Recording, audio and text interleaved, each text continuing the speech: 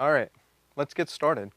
Thanks everybody for coming. My name is Brian Epstein. I'm the manager of network and security here at the Institute and the information security officer. My job is to make resources available to you through our networking. So if you're over in housing, the wireless in your housing, all the way to the network jack in your wall, that's the responsibility of my team. On top of that is information security. So my job is to help keep you secure. And you're helping me do that by being here today. So I really appreciate that. So the agenda for today is we're going to talk about a few things. First, what is network security? What are we talking about here? How we protect you at the Institute, and how to protect yourself. What sorts of things can you do to make yourself and your online experience safer? And then lastly, we'll talk about a few IAS policies and resources for you as well. So that's what we're going to go through today. Whenever I give a security talk, I always talk about the 3 tenets of information security, which you can see here on the security logo: confidentiality, integrity, and availability. So to get everybody's minds working a little bit, I'm going to ask you, of those 3, what is the most important to you?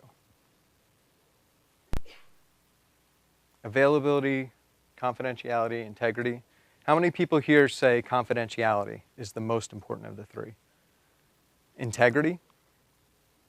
Availability. Okay. So here at the Institute, we are an open environment, so confidentiality is important to me, but it is not the most important of these 3. Integrity is second most important, but the most important is availability. If you can't get to the resources you need to do your scholarly access, then we are keeping something from you. You can't get your work done. And so I strive the hardest to get things available to you and keep integrity and confidentiality in mind while doing it. And so I like to say that I'm the friendly security guy from your host institutions that you've been at. You might have met some of your security folks, and they might just have the mantra of no. And here I like to say, let's work together and find a safe way to do this. And so that's what this slide represents. At most universities, the network security office is a big red light, and I'm the blinking yellow light. I'm the guy who's going to tell you, there's a better way to do this, and let's sit down together and figure that out. So let's take a look at the IAS security structure, how we protect you. So I liken this to Harlech Castle out in North Wales. This applies to any castle that you can think of, where it's split up into different sections. So you have your moat, your outer ward, your middle ward, your inner ward. If we take a look at the map of this, you can see that these are split out into different sections. So you have your outer ward here with, kind of a wall and kind of some topological things that keep the invaders out. And this is where your peasants would live out here. To get into the castle, though, you have to cross the drawbridge over the moat, and you have to get through the first sets of doors, and that gets you into the middle ward, where you might have some sales folks or, something trade going on. But to actually get inside the castle, you have to go through another set of guards, and they have the pitch up there ready to pour down on you if you're an invader, and everything of that nature. And so I use this because we set up our network in much the same way. And so we have the internet here trying to break into the castle and get to, the servers or the gold or the king's chamber or whatever. And along the way, people from the internet, they have to cross our moat, they have to get through our guards, and so on and so forth. Out here, where the villagers live, this is our bring your own device network. This is where we put things that you have brought that we have no control over. And so we liked you to be part of our kingdom. We like you to be able to have access to, the king, for parties and galas and things of that nature. But we want you to be able to come in so that we can make sure that you're not doing anything malicious to our kingdom. Because if you think about it, if any one thing goes wrong with our network, it has the potential of affecting everybody in this room. And if it keeps you from doing scholarly research, then I'm not doing my job, because that's the thing that I want done. Also, this is a very open talk, so if you have any questions, please just raise your hand, let me know. So we have in our watchtower, we have an intrusion detection system. So this takes a look and tries to find the malicious hackers as they're breaking in. We have a firewall that straight outright blocks things. And then we also have intrusion prevention, so kind of a customs agent, somebody who's looking at things going in and out. And we try to do this as a non-invasive way as possible. Again, open access. I want you to be able to get to the resources that you need and be able to do your work. So we employ things like spam filtering, antivirus filtering, anomaly detection, and things like OpenDNS that actually looks at where you're going to even before you get there to redirect you if it's a malicious site or something of that nature. So if you're browsing on your computer and you come to my security website that says, hey, you tried to go somewhere that isn't too safe, you know that one of these systems is helping to protect you. So how to protect yourself? Well, you're doing it. You're here. You're in this room. You're learning about security and information security. The biggest thing about learning to protect yourself is don't panic, okay? We're all in this together, and we're here for you. The help desks are here for you. I'm here. My staff is here for you. And so as you're learning these things, if you have questions, just bring them up to us, and we're here again to help you. So October is Cybersecurity Awareness Month. I didn't pick the name. That was picked by somebody else, but that's across the nation as we celebrate October as Cybersecurity Awareness Month. We have these seminars. That's the link to our security website, which has a lot of great resources on it that we'll go through later. Occasionally, I'll send out bulletins or I'll put posts on this website. Recently, I put out a post about what I'm doing because of the Equifax breach. If you have a social security number here in the United States, you know that that was probably breached or taken by that Equifax hack. And so that's one of the things that, that I write on are things of that nature on that blog. You can follow me on Twitter. I tweet only information security related things so that people can be aware of what's up and coming and what has happened. And lastly, one-on-ones. So I have my business cards here. Feel free to grab one before you leave. And if you have any specific questions, just give me a call. Come over to my office. Let's schedule a meeting and let's figure it out together. So what are some strategies to safer computing? Does anybody have a strategy that they started using the last year to help protect themselves? Yeah? Like what?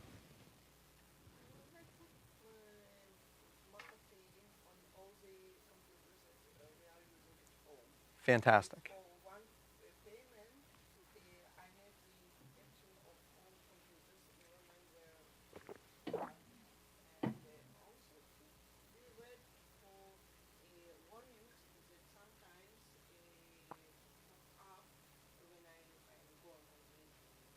Yes. So that's great. Installing antivirus on all of your devices. Even Macs, you should install antivirus on your Macs, and I'll be going through that. That's excellent. Looking for pop-ups. Understanding which pop-ups are real and which pop-ups are fake. Things of that nature you can, sort of keep in your mind as to, am I really infected, or is this just a fake pop-up that happened in my browser? Very good points. So keeping your devices up to date. I have moved this to the top of the list in the past number of years because this continues to be the way that people break into systems is you didn't install an update. And it's a pain to install updates. It takes time. But you're at much higher risk to do that. I would even say before you install the antivirus, update your computer. And then install the antivirus. This is a new one that I added in the past couple of years. We're seeing things like, my cell phone, your cell phone, various devices. Yeah. Yes.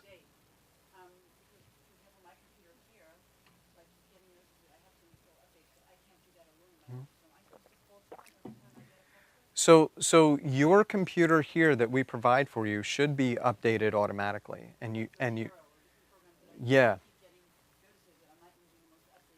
Yeah, I would absolutely contact the help desk on that. You can reach them at 8044, or you can send them an email at askitg@isi.edu.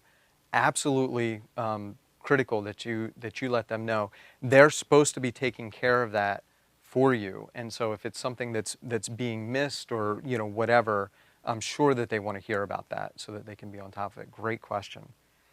Budgeting for new devices. So cell phones, it's fairly obvious with cell phones that they're expecting the lifespan for them to be 2 years.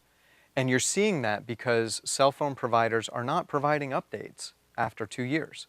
And so although it may be a perfectly good device that you are very familiar with and use very, very easily, it's vulnerable and it's not getting the updates that it needs.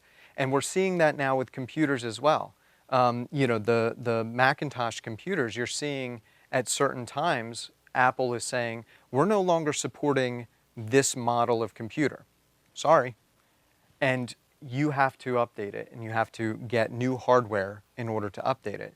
And the same thing with other operating systems. And so what I like to tell people is, as you're doing your personal budget, as far as what you're buying in the next couple of years, budget for a new phone every 2 years, budget for a new computer every 4 years, or something of that nature. Even if you don't need to buy it in 4 years, at least you've budgeted for it, and it's not a surprise when you find out my computer can't be updated anymore. Choose good passphrases and use two-factor. Can anybody tell me the difference between a password and a passphrase? Okay, so a phrase is what? A sentence, right? And a password is a word. And so I recommend nowadays, instead of picking 1 & 2 P648, which is supposedly a secure password, pick a passphrase instead. And we'll go over that in just a second. Two-factor authentication is something you know and something you have. And so what that does is, if your password gets compromised and I'm a malicious person and I'm trying to break into your account, I have what you know, I have the password, but I don't have what you have. I don't have that second piece of authentication, whether it's a cell phone with a text message or a special app on your phone or a little token or something of that nature. And it really helps to break the chain of somebody breaking into your account once they figure out what your password is. And we'll go over some breaches where passwords were stolen a little bit later as well. The anti-malware, as we spoke about. I call it anti-malware because it covers viruses and Trojans and spywares and bots and all of those things all culminate up to anti-malware, malicious software. Get that off of my computer. And then most importantly is taking a second, stop, and think about what you're doing. I can't tell you how many times I've been at home cooking dinner, my daughter's crying, the dogs are barking, somebody's knocking at the door, I'm trying to get this email out, and I see the other email that's like, oh, if you don't do this right away, your email's gonna get whatever. And I'm like, oh, what did I just do, right? And you gave it up. So stop and think about it. Email is not immediate. Right? Email was never designed to be emergent. If you get that email, it can wait. It can wait until the dogs are settled, daughter's not crying, dinner's over, and then you can go back and actually think before you act. And then also for social media, for all of these applications, I'm sure everybody in this room has been in a bad state of mind when looking at social media and saying, well, I'm going to tell this person exactly what I think about them. And then you realize later on, oh, I shouldn't have done that. And then what do? You go delete it. Once it's out on the internet, you can't delete it. It's there forever. And we'll go through an example of that as well. And the last thing is understand when somebody is trying to scam you. When there's a con man at work or somebody who's trying to get something out of you that you shouldn't give. And being aware of these phishing attacks or scams, whether it's on the phone, text message scams now, which is amazing to me. Just be aware, and we'll go over that as well.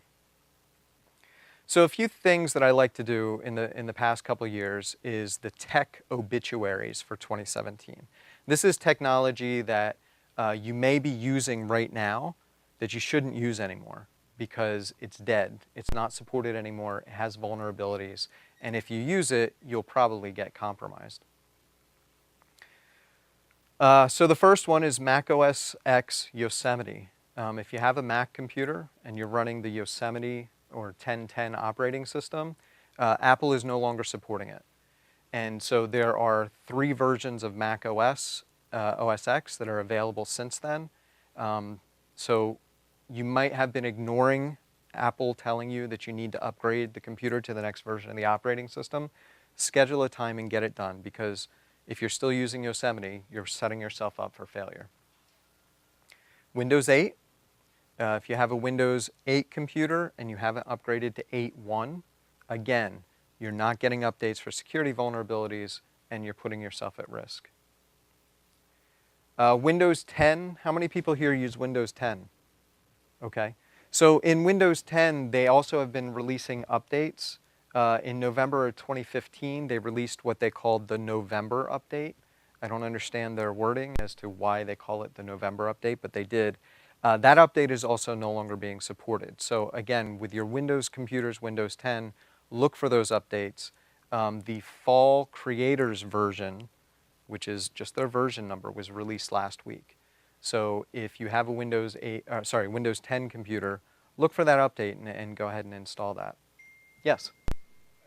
Just on the Yosemite, I'm looking at my computer because I didn't know. I'm using 1010 and it says 1010.5. Mm-hmm. Is that the same as that? Yes. Yeah, so that's still Yosemite. So it's Yosemite with the fifth revision of that. And at this point, you should look into upgrading to El Capitan or Sierra, or High Sierra is the latest version, 1013, which is out. Yes? I think the automatic updates in my computers. Mm-hmm. I shouldn't be able to use the red Oxys updates. That's right. Yeah. So if you put auto, I totally recommend auto updates, because it does it in the background, and then every once in a while it'll pop something up and says, hey, I need to reboot the computer. And you reboot the computer, and then you're on your way. So absolutely use automatic updates. The problem is when it goes out of support, and those auto updates, you haven't been doing it, so you don't even realize that the auto updates are like, there's no updates today. There's no updates today because there are no updates, but you still may be vulnerable. So you still have to be cognizant of what version you're on and when they expire.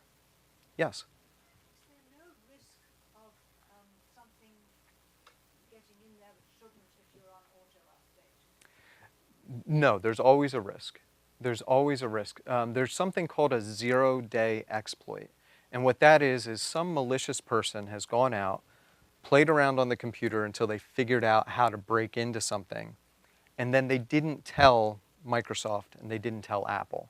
But they did tell the malicious community, the dark web, if you will, about this vulnerability.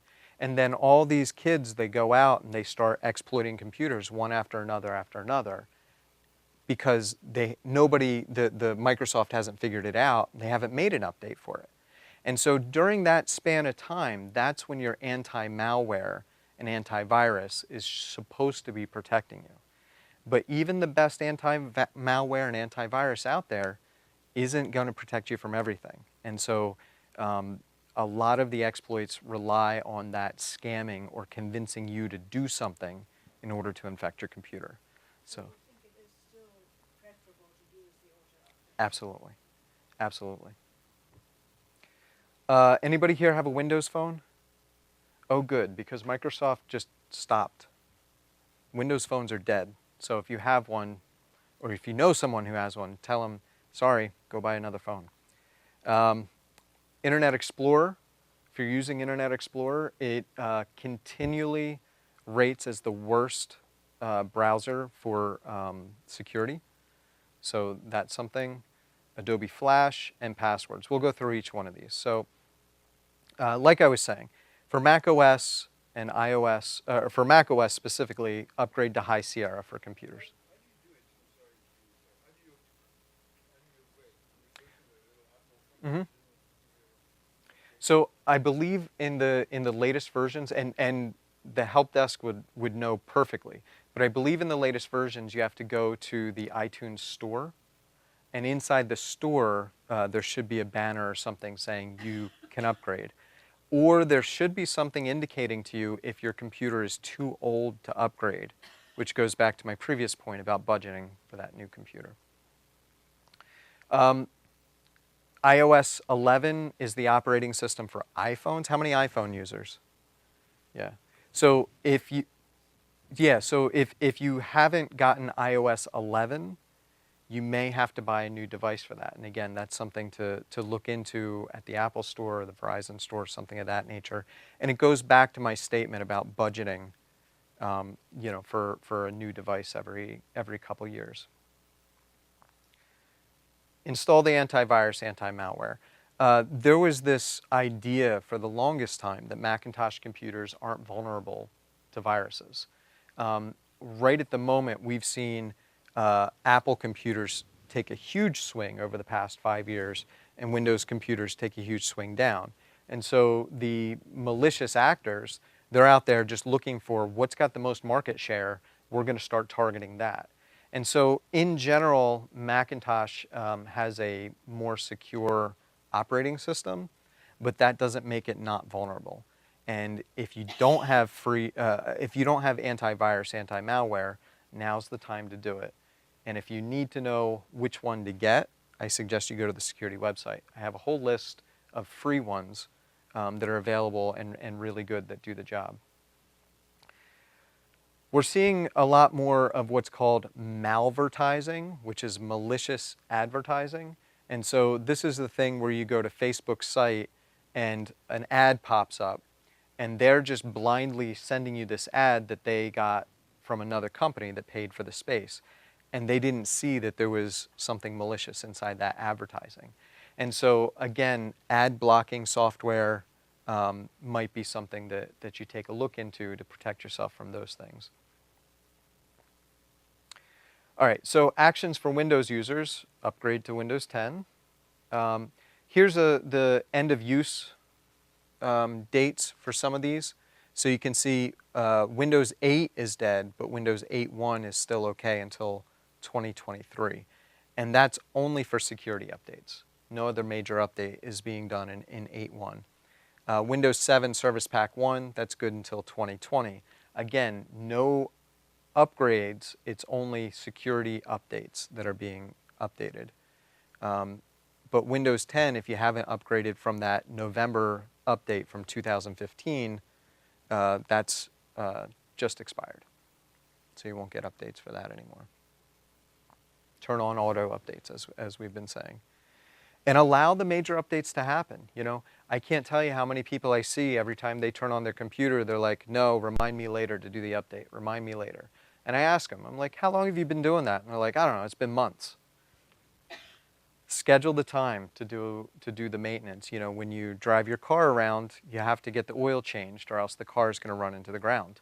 It's the same thing on the computers. Just schedule the time and get it done. And budget for new devices and subscription. Microsoft has been sort of warning for years now that instead of buying Windows, they're going to move to a subscription license where you have to pay so much per year to get their operating system. Hasn't happened yet. There's been a lot of public outcry about it. But if you're looking at your budget, just budget for the fact that you may have to pay at some point in the future. That's there's no easy way to say that.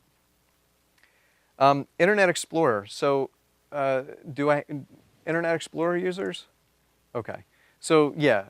So this might be a moot point, but the other thing is that Edge is Microsoft's new browser that they released. It's basically Internet Explorer Lite, but it seems to be following in the same footsteps when you take a look at the security reports. So if we take a look at browser usage over the years, starting at the end of 2014 all the way till today, we can see that Google Chrome's browser just continues to grab the market share. It is by far the most secure web browser out there, but it is also one of the least private web browsers out there. So you have to balance the privacy versus the security. If you're looking for the most private web browser out there, that's Opera, and that's this little red line down here.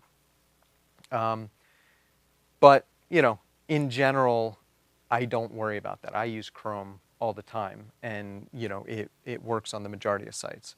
And you can see, Internet Explorer continues to die off. Firefox sort of stays flat, and Safari, because of how popular Macintosh computers is up there as well. Flash. Yes, Do you recommend against Edge? I do. Yeah. Some of my computer I Firefox is standard, but from time to time I get a pop-up message saying, "We reset your standard to whatever."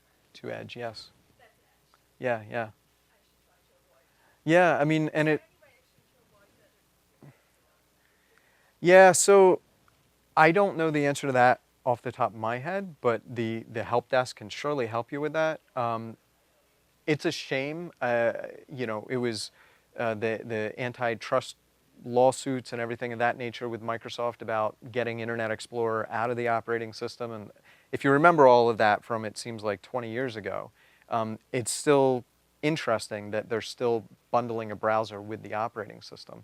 And I don't like to, I like to be vendor agnostic. I don't like to tell people don't use this or don't use that. But I've found in my experience over the past 20 years that the majority of exploits that I see that are browser-based are Internet Explorer, and I had high hopes for Edge, but it seems like the same reports are, it's still just as vulnerable. So I hate to make that recommendation, but I don't recommend using those products. That answer your question? Good. So Flash, Adobe Flash is dead. I've been saying this for 4 years. Adobe itself has said that they're going to stop all support on Flash in 2020, but the vulnerabilities are just ridiculous with this piece of software. It's the thing. Does everybody know what Flash is? So Flash is that thing in your browser that when you go to a site, it has games, and that's how you play Candy Crush on Facebook, and all of these sort of gamey type things. Something came out called HTML5, which replaces it, but people still have Flash in their browsers, and we still see exploits. You can see here in 2015, there were almost 340 compromises for Flash. That's almost one a day for Adobe Flash. And you can see that the numbers have started to come down. In 2017, we're at 62. One just got released yesterday. And I expect that, if you look at the trend line, I expect this in the 80s or something like that at the end of the year. We saw a huge trend up. Obviously, the malicious hackers really saw doorways into your computer through this technology. And then as we security professionals started telling people, stop using Flash, it's terrible, you can see it starting to go down. But it's still very, very popular. So what are your actions for Flash? If you don't need it, uninstall it. For Windows users, you go to your regular place where you uninstall programs. It's there. Uninstall it. The worst thing that could happen is you go to your favorite website and realize Candy Crush doesn't work, and you go back and install it again. So, I say give it a try. Uninstall it for a little while and see what happens with it. And if you don't know if you need it, uninstall it. If you do need it, there are browser plugins. One's called Flash Block, which is available for Firefox and Chrome. And what that does is you can have Flash installed, but it blocks it for every website that you go to until the one you need it on, and then you can go say, for this website, enable it. And that way it keeps you from getting infected necessarily through it and allows you to use it. Unfortunately, in the IT world, many of our management interfaces were built in Flash. And so if you tell an IT professional, uninstall Flash, they're like, yeah, right, I can't do my job if I don't have it. But by using technologies like Flash Block, you can necessarily split it off and not get hit, from the Candy Crush bugs out there. Notify your site. If it's your bank, and they're still using Flash, write them a letter, give them a call, say, I won't stand for this, because the only way that they make a move is if their users say something. I put privacy under dead technology, and it's difficult for me to do this because as an information security professional, I like to say we're able to do things confidentially and keep things private. But we've seen more and more that privacy is something that we don't necessarily get to have anymore. And we can take a look at this at the 2017 data breach report. So this is released in 2017. It's about 2016 data breaches. In the financial sector, so this is banks, credit cards, there were 471 significant breaches.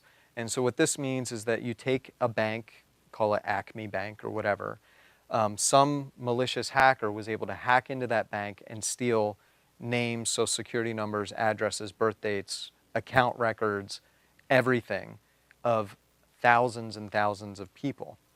And we had 471 individual of these in the financial sector. Healthcare, 296.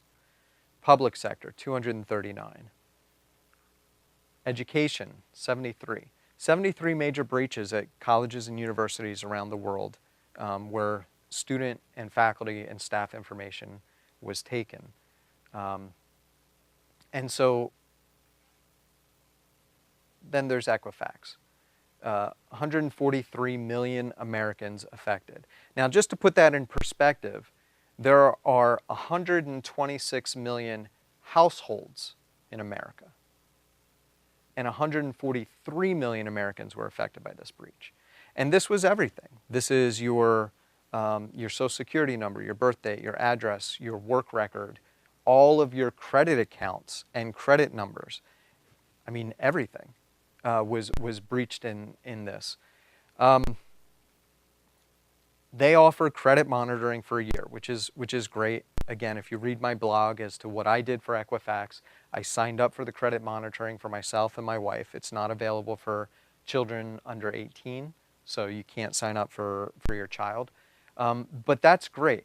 But if I were a hacker and I had this 143 million American accounts, what would I do? Wait for 2 years. That's right. I would wait for the credit monitoring to finish, and then I'd be like, all right, I'll pull out these old records and start using them. So you can pay for monitoring, right? Some places are charging $20 a month to monitor your credit for you, or you can monitor it yourself. You are allowed to pull free credit reports of yourself, which is basically what the credit monitoring service is doing for you. You just look through it. I do it once a year when I'm doing my taxes. I pull all the credit reports for my wife and myself. It's free in the state of New Jersey. And I just look through them. I look through them and see what mistakes they have on file. This last year, I live at 144. That's my house number on my street. This last year when I checked, they had me living at 114. And so I contacted them, said, I never lived there. I don't want the responsibility of being associated with this address. I don't even know if it exists or if it's a good one or a bad one. But if something happens there, I don't want to be associated with it. So take that off my credit report, filled out a form. The first time I checked my credit when I was in my 20s, it had me born in 1918, and it had me married to my mother in my credit report, which explained why I was getting all the AARP announcements and to sign up for senior living centers and things of that nature. So I got that corrected. So I'd say once a year when you're doing your taxes or whatever on your birthday, pick a date and just check that stuff yourself. And if you're vigilant about it, then you don't necessarily have to pay for monitoring. The other thing you can do, which I don't have on here, maybe I have it on here.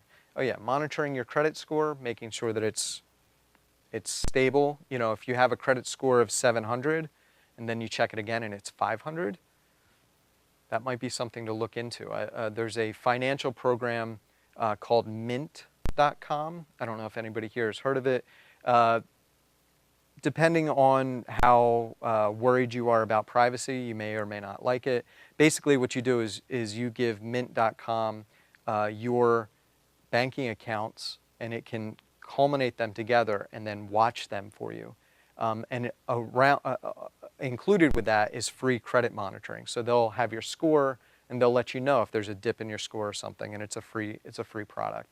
But however you do it, monitor your credit score. Freeze your credit. So there are we found out after this breach, there are 4 major credit agencies. You can contact each one and put a freeze on your credit. And basically what that means is that if you go out and try to buy a car and get a loan, they can't access your credit to do that unless you authorize it. And it's kind of that, well, I'm mad at Equifax for not telling me until after a breach that I can do this, because of course I want to do this. I don't want anybody looking at my credit, using my credit, signing up for credit cards, or doing any of that unless I authorize it. So of course I should contact all of these places and freeze my credit. And for those of us who come from overseas, you have credit reporting agencies in your countries as well, and you should also have something of this nature where you can freeze your credit so that somebody else can't just hack in or take this information from the Equifax breach and just open an account in your name. Cancel unused credit cards. I had that when I checked my credit report the first time. There was a credit card that I hadn't used in years, didn't even remember it, had no idea where it was. Get rid of it. It'll also help it'll help your credit score, because if it's a credit account that you have that you don't use, that's actually detrimental to your credit score. The algorithms for credit scores is amazing, but get rid of those. Look at your credit card report every month. Make sure that there isn't something in there that you didn't buy. There's so many people that don't look at it every month, and you could be having stuff charged that you're just paying for. Use separate passwords for every account. This becomes obvious when you get a place that gets hacked, like Yahoo. So Yahoo got hacked. They had millions of accounts, get compromised. They went on a rampage to get everybody to change their passwords, which is all fine and good if your Yahoo password is different than your bank password. If they're the same password, though, the malicious people, they don't care about your Yahoo account. They care about your bank account. And so they're going to go to every bank, every major bank, and they're going to try to log in with your email address and your password. And that's where you get hit, is because you use the same password on Facebook, on Twitter, for work, for this, for that, and the other thing. And when one gets compromised, they all get compromised. And then you have to go back and remember, where did I use this password? Because I have to change it now at all those places. So just in general, use a separate password or passphrase for every account. And use two-factor authentication. Again, that's something you know and something that you have, which I have a little slide on later. Self-defeating actions. Posting in the wrong mind frame, not knowing your audience. Having an old post haunt you. So this is great. So I have a friend who is, he was in the running to be county surrogate, which is it's just a position within our county government system. So he was out campaigning and, trying to get there, and it was, again, one of these sort of vicious campaigns going back and forth between his opponent.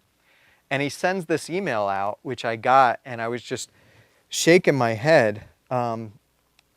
His opponent released a screenshot of an inappropriate joke that he had put on Facebook 9 years earlier. I still have the email that I sent to him 9 years earlier saying, dude, you shouldn't post this on Facebook. It's going to come back and haunt you. I literally have that email. And he sends out this email to all of his potential voters saying, hey, look, the other side, they went down and dirty. I don't even remember posting this. It was, the whole thing. He didn't get elected in because of this. So again, if you're posting online, watch what you're posting, because it could come back and haunt you. So I had said before that passwords are dead. Well, obviously they're not, because we still have to use them. So instead I say, let's use some passphrases. It's an easy to remember sentence. Pick some sort of, a nursery rhyme or a song or a lyric or a poem, something, anything that you like. The length is the key. Make it unique. So, for example, if I had Mary Had a Little Lamb, it's a nursery rhyme I think of, and just change it slightly. Mary had a little goat. Mary had one little goat, right? So now I've made it my own. It's something that I know that even if you know that my favorite nursery rhyme is Mary Had a Little Lamb, you probably wouldn't be able to guess this very easily. And the length is the key. Here's another example. Jack and Janice went down 6 hills, period, right? We don't have to end our passwords with exclamation points. I know you all do that. If you choose any one of these, A, it's so much easier to remember. You can remember this, and I'll bet you both, you'll never forget these because I just put them up here, and neither one is my passphrase, by the way. And it has the complexity that you need in order to secure yourself until basically the heat death of the universe, because computers just can't hack something like this through a brute force method in any time frame that makes sense. Add your punctuations and your numerals. We require that you have one of these special characters in an uppercase and a lowercase, and you can do all that with a sentence. And I guarantee you this will be so much easier to remember. You can even do something like Mary had one little goat at Target. Mary had one little goat at Bank of America. Mary had one little goat at the IAS. So there you're not repeating the same password over and over and again. You're just repeating a part of that password. So it's still a unique password on all of these different systems, but it's an algorithm that you have memorized, and it makes life so much easier, and you don't have to remember these complex, silly passwords that places make you pick. Does that make sense? Yeah. It does make sense, but is there no limit to the infinite length of these things? I thought they had to be between 8 and 32 characters. Sure. Yeah, I wish, right? I mean, there is technically no reason why there should be a length requirement. Technically, I should be able to type until my computer is out of resources. But what websites and what certain places do is they do put that maximum in there because of whatever constraint that they're under. Maybe they don't want to blow up the storage, or maybe they want it to be, I don't know, for whatever reason. So obviously, I'm pretty sure Mary Had One Little Goat is still less than 32 characters. So in the majority of sites, that'll work. For the sites that won't, you can still kind of do this. You could just take the first letter of each word, and then you can remember it as you're typing it in, and then it'll be only the 8 characters that they say is the max that they do. Me personally, based on the research that's available, a 12-character password is the least you should have. And that's probably only going to be good for the next few years, and then it'll go to 15 or something of that nature. So we're getting to longer and longer passwords anyway. Why not use a passphrase? Yes? How do you think about password managers? Password managers, fantastic. Thank you. That's a great segue into, okay, I'm going to get to that. I think they're great. I use it every day. I think it's very important. A password manager that's not an Excel spreadsheet on your desktop. I know nobody here does that, right? It's not the Post-it note that's in front of your monitor. Password safes are a fantastic technology. The popular ones that are written correctly use encryption so that your passwords are kept safe without the master password. Nobody can get into it. It does make it vulnerable to offline brute force attacks and things of that nature. But again, the resources needed in order to successfully do that is fantastic. So I definitely recommend it. And on the security website, I have the ones that I recommend as well.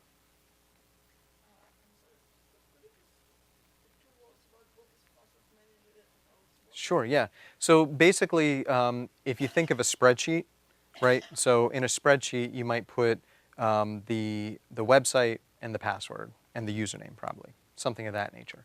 So a password manager is nothing more than that. It's a database of your passwords, username, password, the website, maybe some notes or something like that. But what it is it's encrypted. And it's encrypted in a way so that nobody else can open it up and look inside unless you know the master password. And that master password is, again, one of these passphrases that you've done that's, very difficult. It could be two-factor, so that in order to open it, you need something you know and something you have. And, once you open it, then you have access to your passwords and you can copy and paste them. Yes, yes, absolutely. And on the security website, I have a few. Here at the IAS, we use one called LastPass. And you can go to lastpass.com. It's free to use. We have the enterprise account that we use for the staff because it has a few more features. But the really nice thing about LastPass is that it's integrated into your browser. So as you go to your banking site, as long as you have logged in and authorized it, it'll actually copy your username and password in for you. So you don't even have to know it. You only have to know one password, and that's your master password. So two-factor authentication, something you know and something you have. This is one of my favorite websites, twofactorauth.org.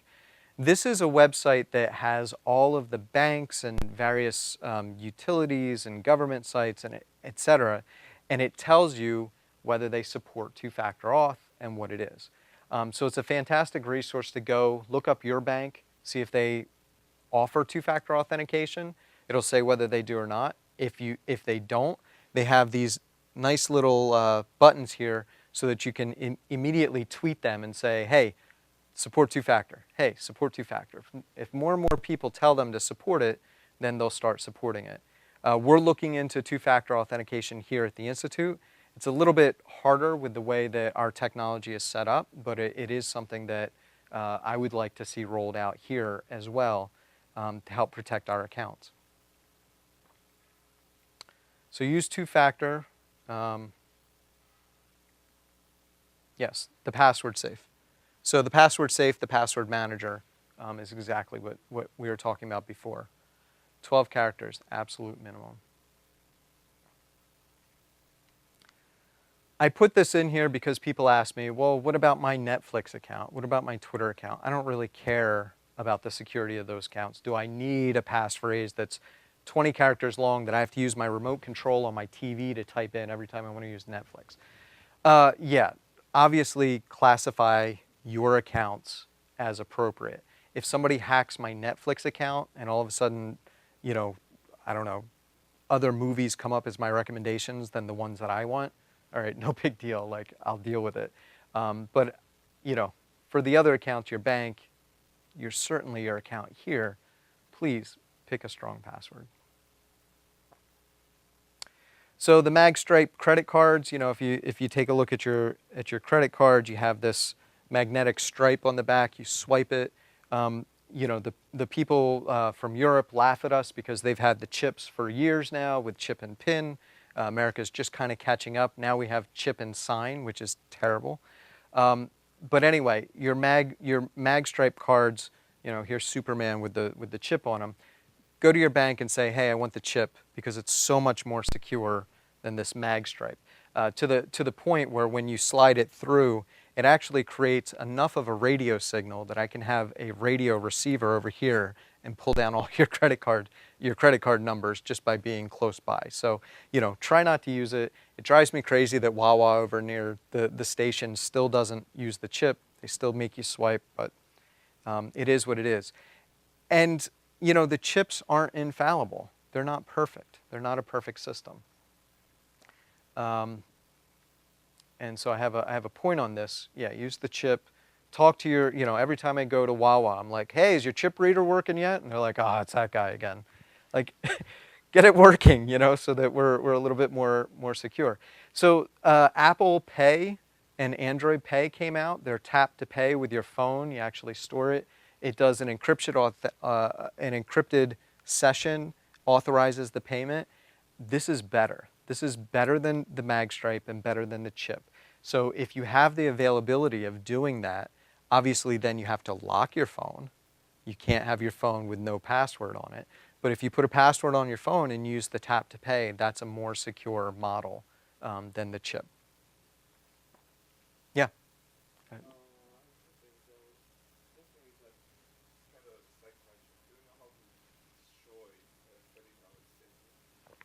Sure. So destroying a credit card safely for the mag stripe, I usually just take a magnet off of my fridge, just kind of rub it on the mag stripe to try to reset the bits. For everything else, I usually just stick it in the shredder. I have a cross-feed shredder at home, puts it into little teeny tiny bits of plastic. That gets rid of the card on it. Sorry, gets rid of the number on it. Destroys the chip, the internals of the chip, and that seems to be good enough. Yeah. Mm-hmm. Sorry. Should one keep one's credit cards in one of those special holders that prevent people from putting radioactive? Sure, yeah. So a lot of credit cards came out with they were real popular. The RFID inside of them, it was kind of like a little square of wires that you could just kind of do the tap to pay. It was sort of an inductive communication, and so people got really up in arms about, okay, so now I need a wallet with a Faraday cage on it to ensure that no signal will get through, et cetera, et cetera. Those types of cards are sort of going by the by. Um, they're not really in use anymore. If you feel more comfortable using it, I would say use it.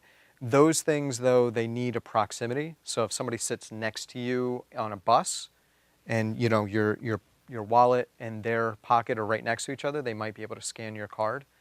So in that situation, it would help. For me personally, I verified none of my cards have it anymore, and so I don't worry about it. Make sure to secure your phone if you're going to use the tap to pay. And don't panic.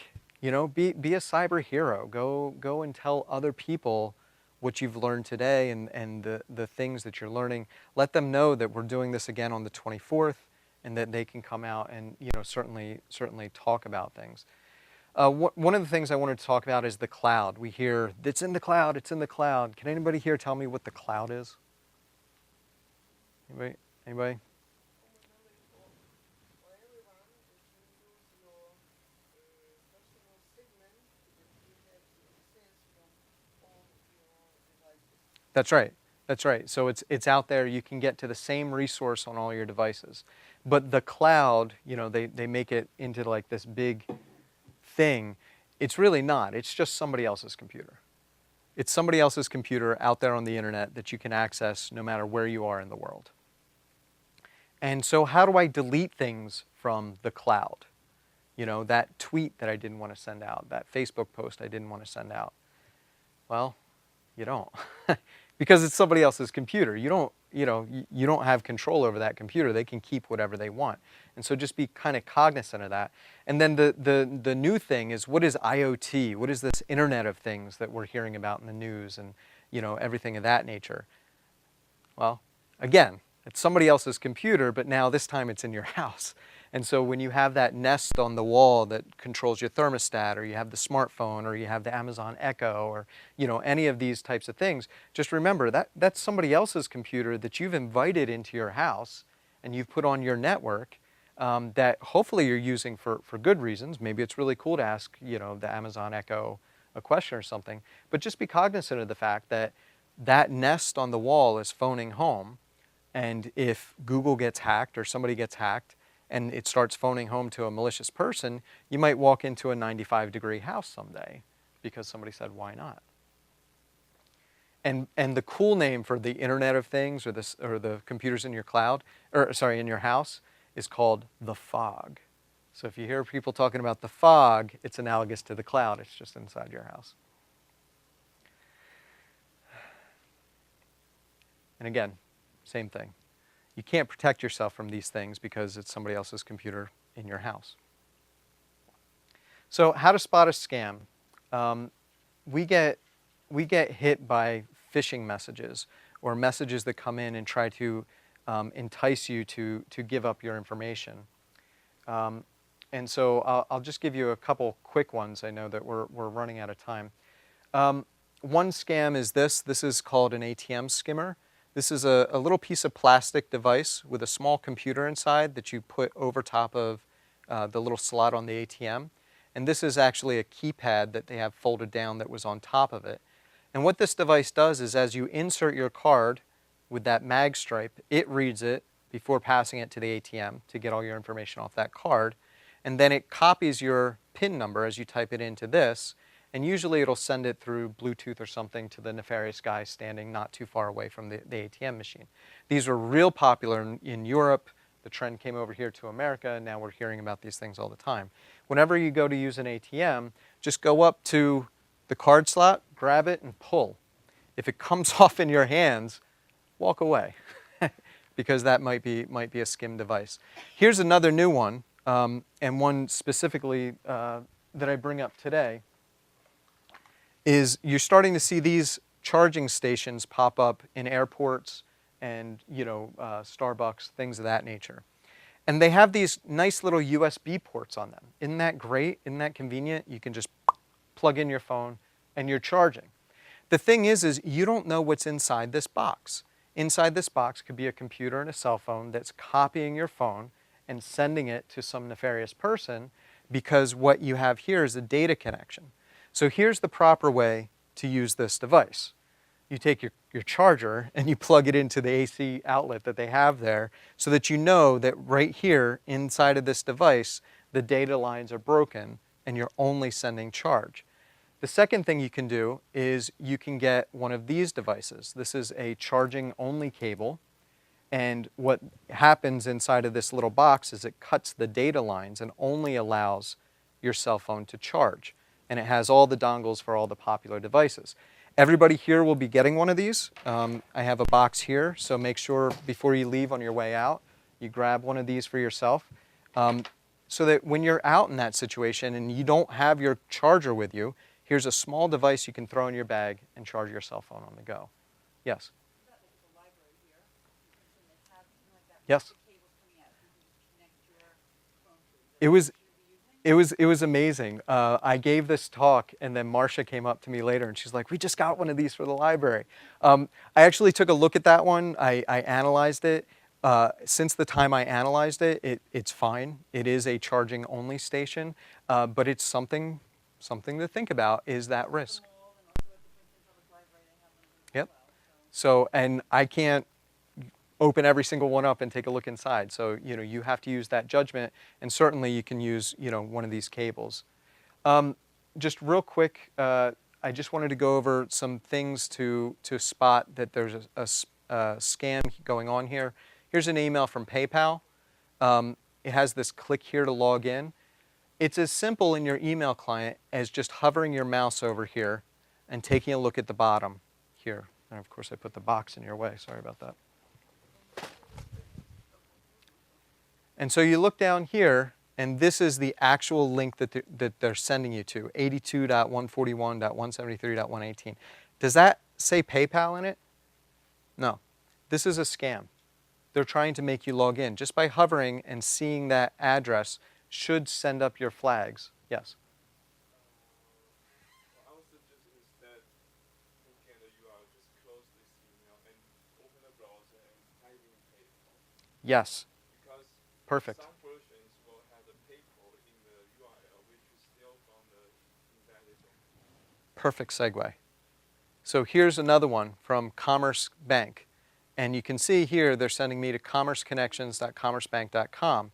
You take a look down here in the link, and it's commerceconnections.commercebank.com.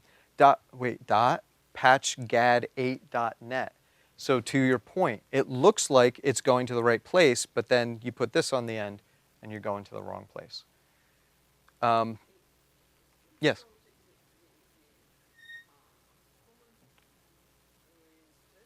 should be not to answer. If you get something from some manipulate, don't reply. Go That's to right. base originally Yes. and check what is going on. Yes, absolutely. So that is perfect. Thank you.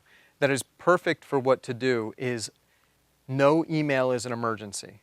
They're not going to close your bank account, even though they say they'll do it in the next 24 hours. Not going to happen. Call your bank. Verify. Ask a professional. Ask the help desk. Don't panic when you see these emails, and take your time. And realize that You might be used to sending emails back and forth about, making payments or, doing something like that with somebody else. Make sure that you authorize those. If somebody sends me, I'm the president of a synagogue, if somebody sends me a notice that says, hey, Brian, please send a check here, I'm going to call them first and say, did you just send this to me? Because I'm not sure if you did. Yes. Think about the payments. There's a lot of places that I should pay by credit card or by PayPal, Mm-hmm. and I do it.